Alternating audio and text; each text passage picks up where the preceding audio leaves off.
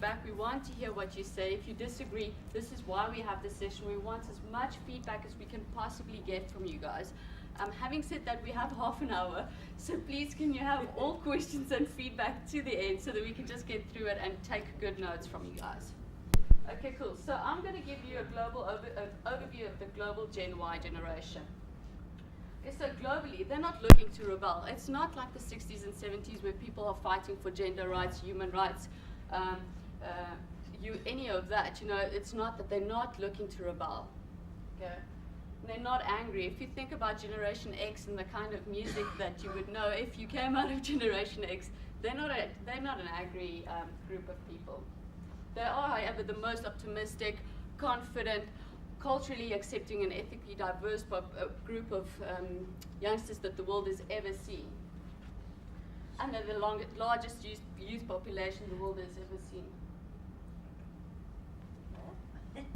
He wasn't feeling your back as much as you might think. But the global size is astounding. I mean, look at the United States. 33.8% of their population fits into this youth bracket. India, 47.5%. China, 33.5%. But then let's just look at Africa. We are killing them. Look at this. It's like 63.2% in Nigeria, 70.3% in Uganda. I mean, the numbers are astounding, and we really have it in our favor. So the growth really will come from this generation, and it would be impossible for companies to not see and grab the opportunity of this market. So this is why we need this youth study. It's a great new business tool, and we need all of your input in it. Okay, but having said that, if you remember from the digital disruption we had yesterday, 50% of the youth market is unemployed in Africa. 20% of that is in sub-Saharan Africa. So their effect remains to be seen. But it is scary, but it is super exciting. This is a great generation, a great opportunity for us to really tap into future growth. Okay, so there were some 5 global insights that we thought we should share with you. And we wanted, the 5 global insight was, they're technologically hardwired. Technology is an integrated part of their life. They're culturally remixed. This is a global Gen Y audience, so keep in mind global. They're culturally remixed. The lines between cultures have blurred globally. Their economic downturn has led to an extended adolescence. They're staying home for longer because they cannot afford to live by themselves. And they form tribes differently in this generation as opposed to previous generations. And then locally global, there is I said earlier about the lines between cultures, but there's a very interesting phenomena happening in terms of globalization and how it impacts on the local countries and markets. So for now, well, what I wanted to say is, although this is true for a global Gen Y population, it's not the same for Africa, but it is. So it's the same for Africa, but like I said earlier, it's not a one-size-fits-all model in Africa. So we do things differently. We are different, and different rules apply, and we have different nuances to all of these, regionally and in country. So to take you through some of those details, I'm going to give over to Tumi. She's going to take you through some of that. So I'm 21, so I'm the youth, and we are technologically hardwired. Thanks for reminding us. You're welcome. Technology is an enabler for us. It enables us to do far much more than it enabled my parents to do, for example. I mean, if you were born in the past 10 to 15 years, you don't know life without a cell phone. So for me, I sort of take for granted the fact that I can pick up a cell phone and call anybody that I want, whenever I want. But for my parents, I mean, they tell me how they used to have to send telegrams and write letters and things like that. So that's something I don't understand at all. So technology for us, it's an extension of ourselves. I mean, we use blogs, we use Twitter, we use Facebook. We live in a virtual world because we don't have time for the real world. We are constantly on our cell phones all the time, whether we're driving or in the car or we're in the bus or we're in a taxi. It doesn't matter where we are, what we're doing. We're constantly taking selfies. For those who don't know what a selfie is, it's a picture of ourselves that we post online. Or we are on Facebook all the time. I mean, in China, they have a strong urge to express individuality. But we always want to do that, obviously, on our cell phones using mobile. Technology has made information accessible to more people and has created urbanization in previously impoverished areas. This is true, especially in Africa and with the use of mobile. I call it almost like virtual urbanization, simply because you can live in a rural area, the most rural area, and you can have something like a cell phone. I mean, for example, a Rihanna or a Beyonce is never going to go to a village and have a concert. But I mean, you can take your cell phone, go on YouTube, and then you can have the concert right there. So I really think that it's actually sort of expanded our horizons or broadened our horizons, and it's made it, that much better to sort of, use technology to sort of make, life better and life easier. We are the ultimate multitaskers. We can do 500 things at the same time, and we have been able to squeeze 48 hours into 20 hours.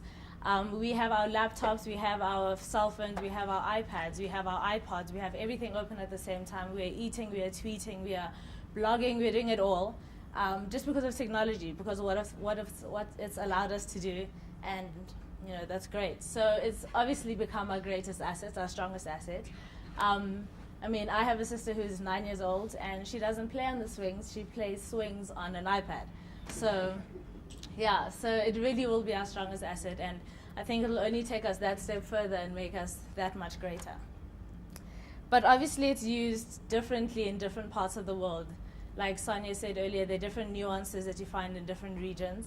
For example, in East Africa, we found that when we're looking at the different research, they use technology more for information and entertainment. They use it for social stuff. Yes, they do. Yeah, social stuff, but they also use it for like celebrity gossip and things like that, but more to get in touch with their loved ones. But if you look in Southern Africa, we like to get the most out of life. So we're more the social type of beings, whereas you look at Western Africa, they're the businessy ones. They are entrepreneurial and they want to network and things like that.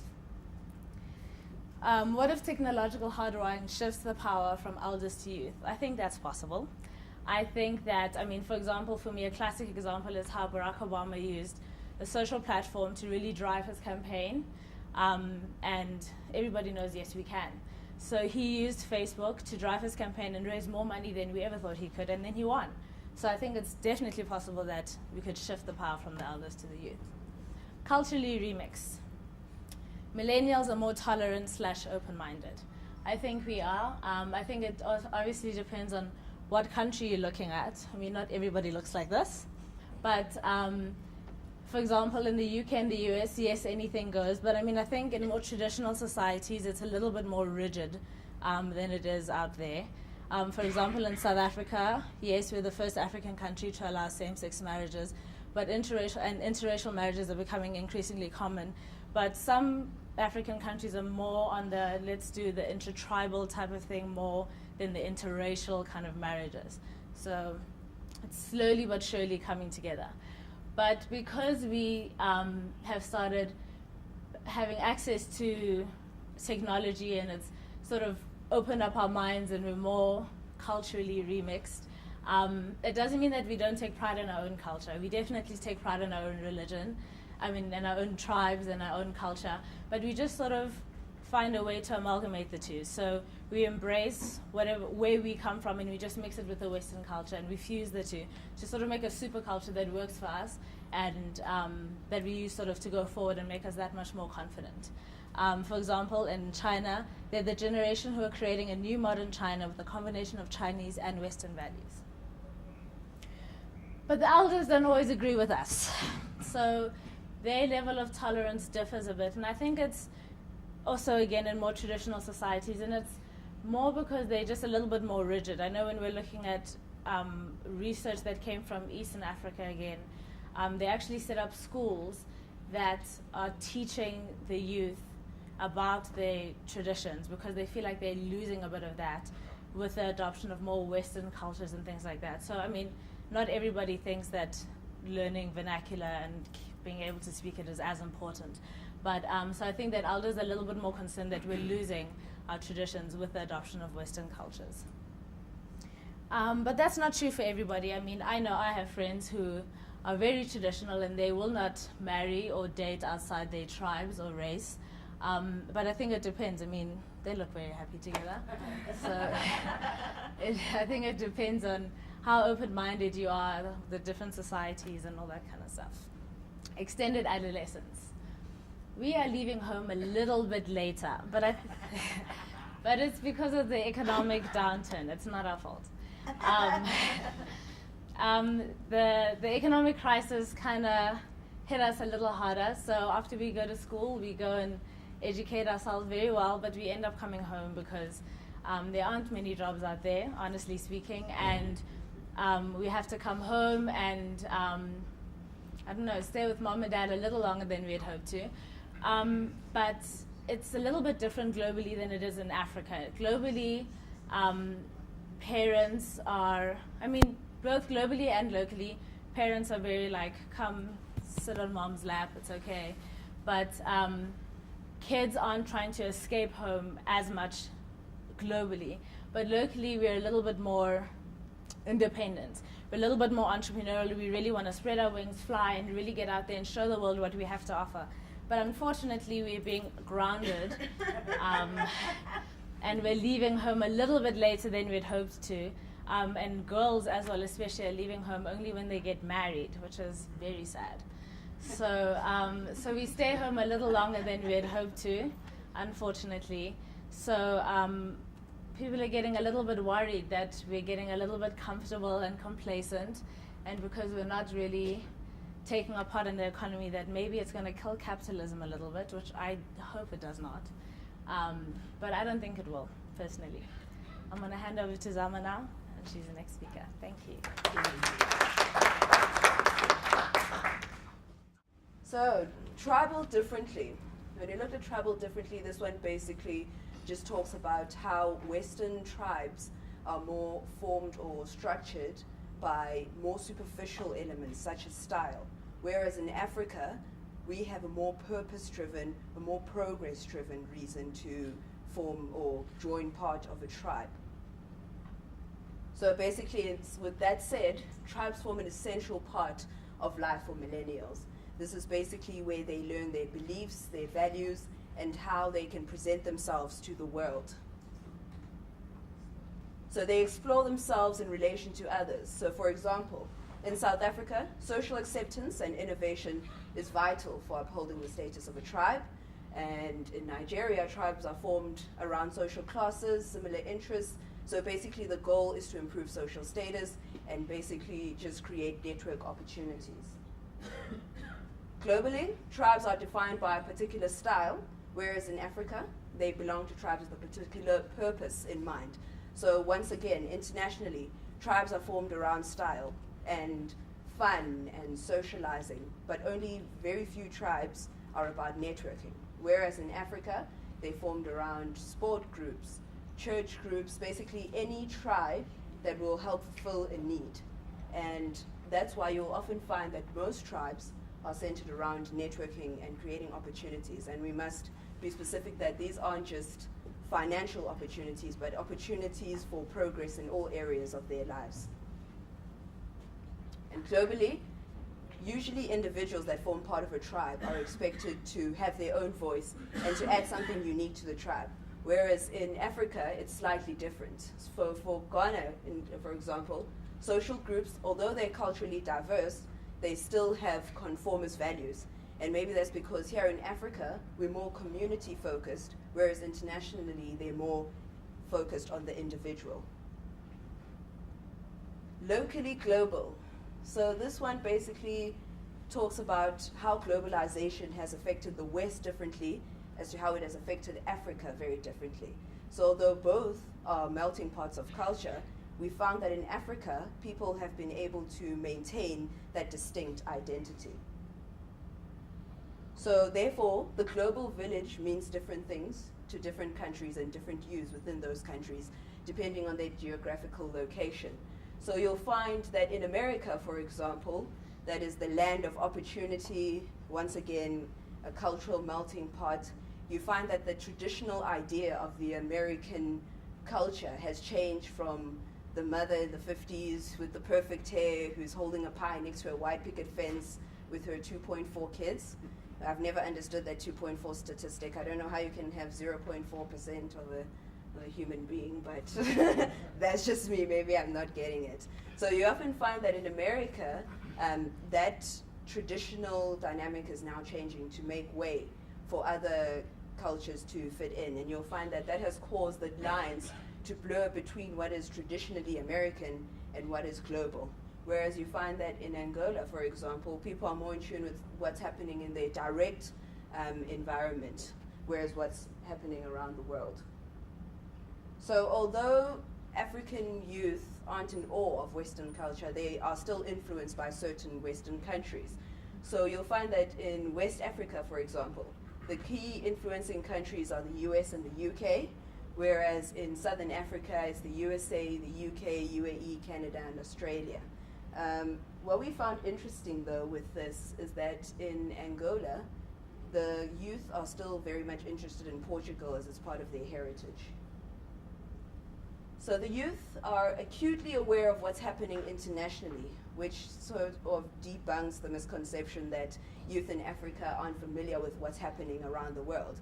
We found that they are, but it's just that they're more focused on what's happening in their own countries, in their own communities, as they are also trying to progress. So we found that in West African countries, the youth there are more self-concerned than community-focused. And we found that in Southern Africa, they're more concerned about the impact of international issues on the local landscape in terms of travel, in terms of the economy, in terms of education, and so on. So basically, the ability to adopt new technologies and embrace new models of doing things enable them to thrive in a new era of globalization. So basically, that means that they see and they understand how technology can move them forward in the future. So although they may not be where they need to be at the moment, they see how technology can help move them forward and get them to where they need to be. So that's why, for example, you find that in East Africa, although people don't have water, they all have mobile phones. And then, for example, in West Africa, they're all about the multiple devices and multiple uses. They're all about the new. They're all about the better. So basically, they're the early adopters and the fast adopters of new technology, the go-to guys, basically. So now I'll hand over to Sonja once more. Although the youth is rapidly urbanizing, it's still important to remember what your roots are, what your traditions are. And going back to villages is something that they do. You want to earn the respect of the community, and you want to go back and feed back into your village. You want to keep adding value and growing the place where you came from. And another interesting part was African millennials. They all speak their own traditional languages. They're very proud of their traditional languages, but they see English as the business language, the key to the future. I mean, in Francophone Africa, it was obviously French as well, but these are some of the really interesting keys for progressing in life. So then what's also important to note is that while there are important Western values, they're very true to their own, and they're proud of their own cultures and traditions. I think we've seen a lot of resurgence in the pride of your own culture. It's not just about doing cultural workshops or sessions and seeing people do tribal dances. It's not like that. It has become cool to look after your own culture and traditions and to celebrate it in a relevant way. Okay. Then the last point we really wanted to talk about was saving the world versus uplifting ourselves. In the global perspective, it was all about saving the world. The guys, they know they can save the world. They want to save the world. They're collecting experiences, achievements. But for us, it's different. We're in Africa. We need to make it still. So for us, it's about progressing in life. I shouldn't say us because I'm not a Gen wife, but our youth's desire to attain material things. These are symbols of our progress in life. We want to progress and we need to progress, and we still desire and really try hard to attain material things. But it's not superficial. And I quote from one of the Nigerian agencies, "They are born hustlers." And that's a fantastic line. But it's a regional nuance, and it's not true for all the countries and all the questionnaires that we received back. They are entrepreneurs, and that's because they've been born into necessity. It's not because it's cool. We're not doing innovation hubs and cool things like you see commonly in the West. We need to be creative to carve out a larger share of the future. So that means they're under constant and heavy pressure to achieve. I mean, they have to do everything in their power to become more attractive to business opportunities, career opportunities, potential employers, prospects. Everything is an opportunity, and that is why they're always very hungry to learn. They want to better themselves. They want to give themselves a competitive advantage above everyone else. Okay, so I think an interesting part that I just wanted to note actually was that in Uganda, in 13 years, more than 3,000 schools and universities started out in Uganda. I mean, I think that's fantastic. That's such a great number.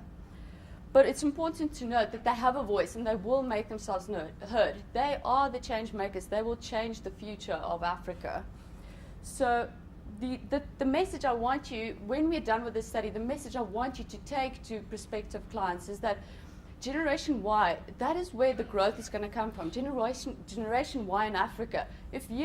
I want you to tell them if they ignore it at their peril, because that's where the growth is going to come from. If they want growth, if they want expansion in terms of their marketplace and their products, they need to understand Gen Y in Africa, and you guys are the people that's going to show them how to connect to Gen Y. So this is why I need you guys to collaborate with me. Let's get some feedback, questions. Let's really expand this as much as we can and build an amazing piece of new business property or tool for us. Well done.